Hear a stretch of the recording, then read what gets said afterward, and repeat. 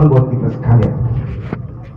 Tuhan Allah berfirman, tidak baik kalau manusia itu seorang diri saja.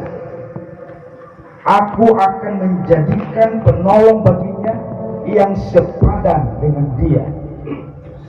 Saudara terkasih, maka melalui pembacaan dan perenungan ini, saya mengangkat satu tema, yaitu pasangan adalah anugerah terindah dari Tuhan. Saudara yang terkasih, pasangan adalah anugerah terindah dari Tuhan. Mengapa demikian Bapak Ibu Saudara-saudara yang terkasih? Karena pasangan hidup adalah kodrat ilahi. Dengan kata lain, bahwa itu adalah satu ketetapan, satu kedaulatan yang diberikan oleh Yahweh, oleh Allah itu sendiri, saudara. Menurut pembacaan kita tadi dan teks ini, Bapak Ibu Saudara-saudara yang terkasih, sebuah pernyataan dari Allah sendiri sesaat sebelum Tuhan menciptakan segala sesuatunya, termasuk di dalamnya adalah hewan dan burung dan lain sebagainya. Tetapi Allah kemudian sudah menetapkan dan sudah merancangkan satu lembaga pernikahan bagi laki-laki maupun perempuan. Dan saya sebutkan hal ini sebagai satu anugerah Bapak Ibu Saudara-saudara sekalian yang diberikan kepada manusia dengan maksud untuk memenuhi kebutuhan manusia, yang mana bahwa manusia pada dasarnya membutuhkan teman untuk saling melengkapi satu dengan yang lainnya. Karena manusia diciptakan tuh menjadi makhluk sosial, di mana saling membutuhkan satu dengan yang lain. Manusia pada dasarnya, Bapak Ibu Saudara-saudara sekalian, dia memiliki satu karakter yang namanya kesepian. Sehingga manusia, baik laki dan perempuan, membutuhkan teman untuk mereka menghilangkan atau terhindar dari satu sifat yang namanya kesepian itu. Nah, saudara yang terkasih, Allah menjawab kebutuhan itu dengan memberi pasangan yang bernama Hawa, yang kemudian menjadi penolong yang sepadan bagi Adam pada waktu itu, Bapak Ibu Saudara-saudara sekalian. Nah, ketika kita mendengar penggalan kata penolong yang sepadan, apa maksudnya Bapak Ibu Saudara-saudara sekalian? Perempuan yang akan menjadi orang yang dapat ikut berbagi tanggung jawab dengan laki-laki. Perempuan yang mampu menanggapi sifat laki-laki dengan pengertian dan kasih. Perempuan yang bisa bekerja sama sepenuhnya dengan laki-laki itu dalam melaksanakan rencana Allah. Itulah penolong yang kemudian diciptakan oleh Allah bagi laki-laki Adam pada waktu itu, yaitu Hawa, Bapak Ibu Saudara-saudara sekalian. Bahwa ada banyak pasangan-pasangan yang terlihat pada waktu itu. Di antaranya ada banyak pasangan burung-burung, hewan dan lain sebagainya, ada kuda, ada sapi, masing-masing punya pasangan, Bapak Ibu Saudara-saudara sekalian. Tetapi kemudian manusia yang satu ini bernama Adam, Bapak Ibu Saudara-saudara sekalian, tidak punya pasangan. Sehingga pada akhirnya Tuhan melihat bahwa tidak baik seorang manusia seorang diri. Maka Tuhan memberikan satu penolong yang sepadan, Bapak Ibu Saudara sekalian. Dan itulah pengertian sepadan yang saya jelaskan tadi. Kemudian apa rencana Tuhan bagi pernikahan Kristen, Bapak Ibu Saudara sekalian? Bahwa ketika saya dan saudara menikah, bukan hanya sekedar kita berkumpul, membangun rumah tangga, kemudian kita punya anak, lalu anak kita sekolahkan, lalu kemudian dia menikah lagi. Maka pernikahan seperti ini, saudaraku, adalah pernikahan yang rapuh. Ketika kita memaknai pernikahan demikian, Tetapi Bapak Ibu Saudara-saudara sekalian, bahwa sejak semula ketika Tuhan membangun lembaga pernikahan Adam dan Hawa, maka di dalamnya ada rencana Allah yang dibangun oleh Allah, ada tujuan-tujuan Allah, sehingga saya dan saudara menikah, dipersatukan oleh Tuhan dalam satu pernikahan. Sekali lagi, ada tujuan Allah, ada rencana Allah di sana. Maka apa rencana Tuhan, Bapak Ibu Saudara-saudara sekalian? Paling tidak kita perlu pahami dua hal dari sekian banyak rancangan Tuhan. Yang pertama, melahirkan satu generasi ke generasi untuk mengelola bumi dan menghormati Tuhan Allah serta menjadi berkat bagi sesama.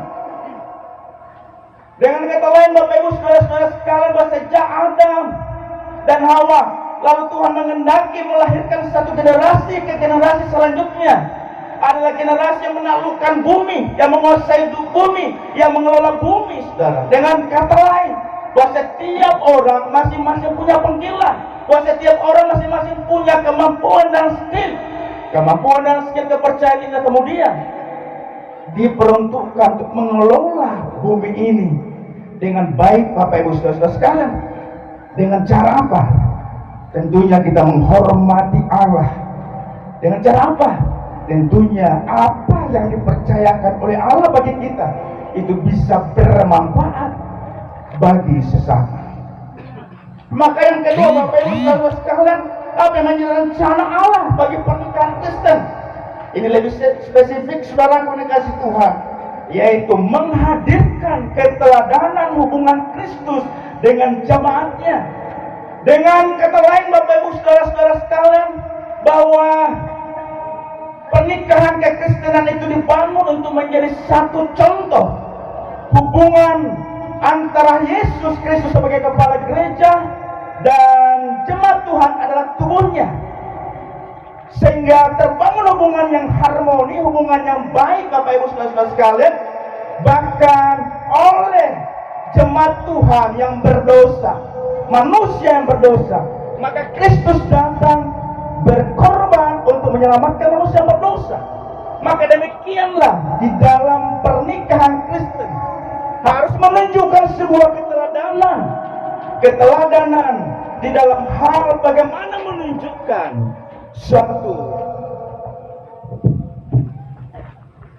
bagaimana menunjukkan satu rumah tangga yang mencontohkan hubungan antara Kristus sebagai kepala gereja dan jemaatnya.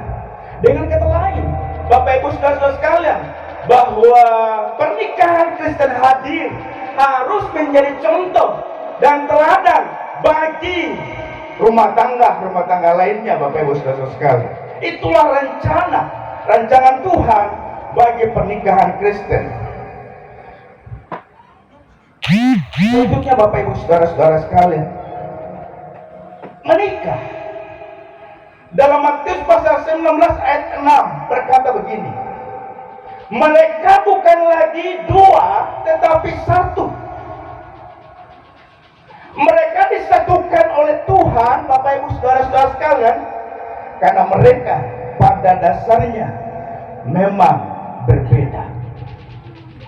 Laki-laki diciptakan, kemudian perempuan diciptakan, tentunya harus berbeda. Dalam keberbedaan ini, Bapak Ibu Saudara-saudara sekalian, di dalamnya ada daya tarik, Bapak Ibu. Karena perbedaan ini, satu laki-laki, satu perempuan, disitulah menariknya antara satu dengan yang lain. Dapat dibayangkan, Bapak Ibu Saudara-saudara sekalian, kalau semua sama atau dia jatuh cinta dengan sesamanya, ya kan? Dia tertarik kepada sesamanya.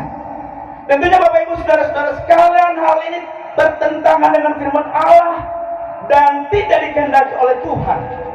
Tetapi justru perbedaan inilah, Bapak Ibu Saudara-saudara sekalian, menimbulkan ketertarikan, atau dengan kata lain, di mana mereka jatuh cinta satu sama lain. Seperti yang kita lihat di depan kita, anak kita, cucu kita. Karena perbedaan ini ada yang cantik dan ada yang ganteng. ganteng dan cantik inilah dua hal yang berbeda secara menonjol, Bapak Ibu Saudara sekalian, membuat mereka memutuskan untuk menikah. Yang payah Bapak Ibu, kalau sama-sama ganteng lalu memutuskan untuk menikah. Saya percaya di tempat ini tidak ada. Amin Bapak Ibu. Tidak ada Bapak Ibu ya. Dan perbedaan inilah yang mempersatukan mereka, saling membutuhkan dan saling menolong, serta saling melengkapi satu dengan yang lain. Percaya atau tidak, tidak ada manusia di kolong langit ini yang mau mendampingi Anda terus-menerus selama 24 jam sehari dan 7 hari dalam seminggu. Saya pikir tidak ada yang mau mendampingi saudara. Mungkin 1 jam, oke, 2 jam, oke, 1 hari oke, tapi lebih daripada itu, tidak ada yang bisa mendampingi Anda. Entah dalam keadaan suka maupun duka, terkecuali pasangan hidup Anda yang bersedia kemudian untuk menjadi pendamping Anda dalam suka dan duka. Bahkan anak maupun orang tua kandung sekalipun tidak ada yang berani untuk menyatakan sikap bahwa saya siap mendampingi kamu dalam 24 jam. Dan ketika suami dan istri sakit, kalau orang lain akan canggung dan merasa malu ketika harus suami atau istrinya harus buang kotoran. Sekali lagi bahwa yang bisa mendampingi, yang tidak rasa canggung melihat dan melakukan semuanya hanya satu, yaitu pasangan hidup Anda. Yang bisa dan mau melakukan ini hanya pasangan hidup Anda. Oleh sebab itulah pasangan itu, suami itu atau istri itu disebut pasangan hidup. Karena setiap hari, setiap saat dalam suka dan duka, dia selalu setia bersama-sama dengan kita. Begitu juga pada saat kita sakit, hanya pasangan hidup itulah yang benar-benar mau dan turut merasakan penderitaan kita secara all out, secara penuh. Dan di sisi lain, pada saat kita gembira atau bahagia, pasangan kitalah yang ada bersama dengan kita. Hanya dengan pasangan hidup kitalah di mana kita bisa menangis bersama maupun tertawa bersama sampai masa tua, kakek dan menjadi nenek saudara. Anak-anak kita kelak nanti akan meninggalkan kita, cucu akan meninggalkan kita, mereka akan tinggalkan kita dan pergi dengan pasangannya masing-masing. Tetapi kita akan tinggal berdua menjadi kakek dan nenek di situ, saudara. Hanya pasangan hidup kita lah yang mampu dan mau menemani kita dalam suka duka sampai kita nenek dan menjadi kakek. Pasangan hidup adalah satu-satunya manusia di kolong langit ini yang bisa merasakan dan mau menerima diri kita dengan segala kelebihan maupun kekurangannya kita. Karena kenapa? Pasangan adalah anugerah terindah dari Tuhan Yesus. Namun di sisi lain, Bapak Ibu saudara-saudara sekalian, bahwa ada perbedaan lainnya yang sering menimbulkan masalah dalam rumah tangga. Perbedaan pendapat itu bisa menjadi pemicu persoalan keretakan, bahkan berujung kepada perceraian. Perbedaan hobi bahkan, yang satu suka dengan yang pedas, yang satu tidak suka yang pedas, kadang-kadang menjadi masalah.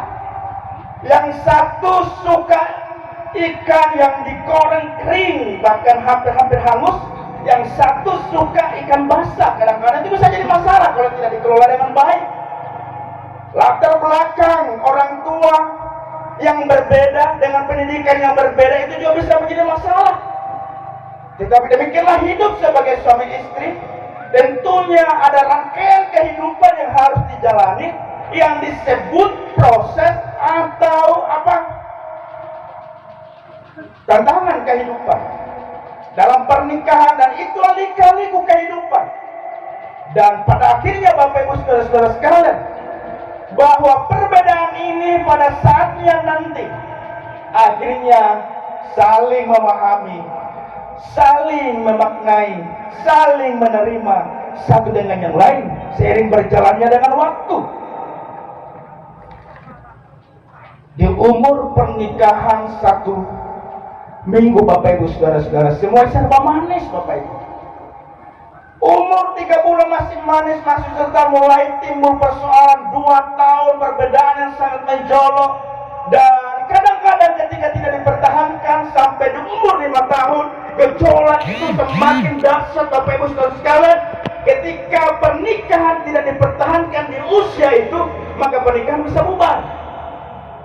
Tetapi ketika engkau lolos dari masa-masa krisis dan kritis ini, maka engkau mampu melewati itu, engkau menang atas pernikahan. Setelah selanjutnya ada fase-fase yang harus dilalui. Tapi ingat Bapak Ibu saudara-saudara sekalian, bahwa karena pernikahan ini adalah sebuah kodrat ilahi, rancangan dari Tuhan Yesus, maka percayalah bahwa ketika engkau melibatkan Tuhan, engkau punya waktu senantiasa berdoa, membaca firman Allah, maka Allah hadir dalam rumah tanggamu itu. Sehingga ketika ia hadir dalam rumah tangga dan menghadirkan Tuhan dalam rumah tangga, maka pasangan ini pasti diberikan kemampuan, diberikan kekuatan dan hikmat untuk menjalani rumah tangga. Karena pernikahan, pasangan hidup adalah anugerah terindah dari Tuhan Yesus Kristus. Tuhan Yesus memberkati kita.